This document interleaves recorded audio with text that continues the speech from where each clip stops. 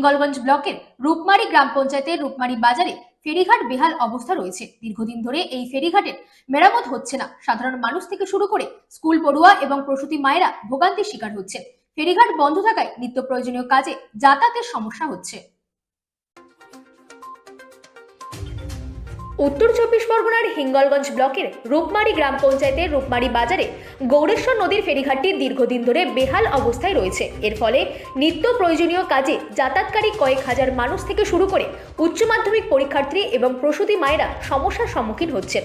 ফেরিঘাটটি মেরামতের জন্য একাধিকবার ব্লক প্রশাসনকে জানানো হলেও কোনো সুরাহা হয়নি। ভাটার সময় ফেরি চলাচল বন্ধ থাকায় যাত্রীদের দুর্ভোগ পোহাতে হচ্ছে।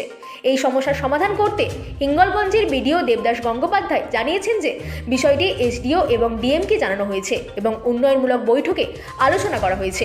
তিনি দ্রুত সমস্যার সমাধানের আশ্বাস দিয়েছেন। Bureau report, রাতদিন news network.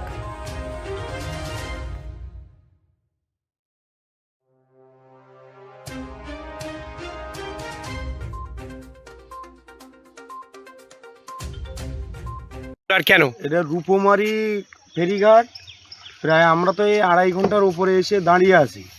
নদীতে ভাটা পড়ে যাওয়া পারাপারের খুব অসুবিধা। আমরা তো একটা জায়গায় এই গানে যাচ্ছিলাম, তার মানে এখন আমাদের যা হয়েছে সেখানে যে কী জবাব দেবো তো বুঝতে পারছি না। বন্ধ ছিল এখানে? অনেকক্ষণ বন্ধ ছিল। কি চাইছেন এখন আপনারা? আমরা চাইছি যাতে জেটিঘাটটা মানে ইমিডিয়েটলি ঠিক হয় বা এর পরিবর্তে যদি অন্য কিছু করে দেওয়া যায় পারাপারের সুবিধার্থে খুব ভালো হয়, খুব ভালো হয়। আপনার নাম? আমার নাম সুপ্রভাত মণ্ডল। এই আছেন কেন আর কোন নদী কি অসুবিধা আপনাদের? এখানে রূপমারি ফেরিঘাট এটা, হ্যাঁ। এখানে আর সকাল থেকে 3 ঘন্টা দাঁড়িয়ে আছি।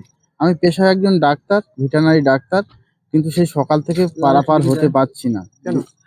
নদীতে এতটাই জল কমে গেছে, সারভাটা হয়ে গেছে, হ্যাঁ। পারাপারে খুব অসুবিধা, গাড়ি পার হচ্ছে না, বাচ্চারাও পার হতে পারছে না এবং অন্যান্য সবাই পার হতে পারছে না। এখন পরীক্ষা চলছে, কিন্তু তাও পরীক্ষার্থীরা পার হতে পারছে না।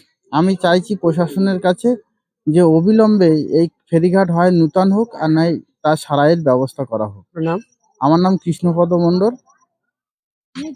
সেটাও আমি বুঝতে পারছি, জানতে পারছি, কিন্তু লোকও আমারও বেশি কিছু বলতে পারছে না। কেন? যে আমরা উঠতে পারবো না। কত সময় বন্ধ ছিল? তাই আমি তো খেয়া চালাই 5:30টায়, আর এখন প্রায় 8টা বেজে যাচ্ছে।